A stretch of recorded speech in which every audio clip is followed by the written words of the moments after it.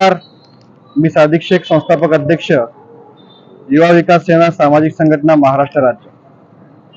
आज सोलापूर जिल्हाधिकारी कार्यालय जिल्हा परिषद येथे युवा विकास सेनेच्या माध्यमातून आमचा बेमुदत धरणे आंदोलन सुरू आहे।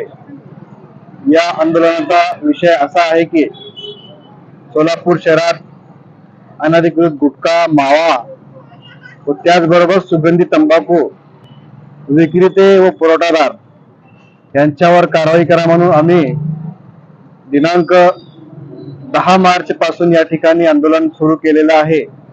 आज या ठिकाणी आमच्या आंदोलनाचा 6वा दिवस आहे, परंतु प्रशासनाला आजपर्यंत कुठलीही जाग या ठिकाणी आलेली नाही।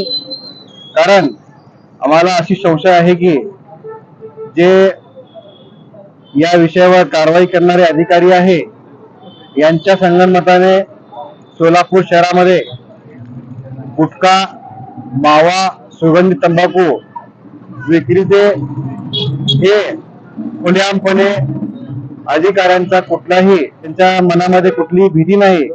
कारण यामध्ये खूप मोठ्या प्रमाणात आर्थिक संगनमत या ठिकाणी दिसून येत आहे।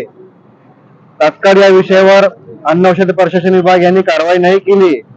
अन्न औषध प्रशासन विभाग कार्यालयाचे जबाबदार अधिकाऱ्यांच्या विरुद्ध अन्न औषध प्रशासन कार्यालय पुणे या ठिकाणी युवा विकास सेनेच्या माध्यमातून आम्ही आंदोलन करणार आहे। एवढं सांगून मी आपले 2 शब्द संपवतो।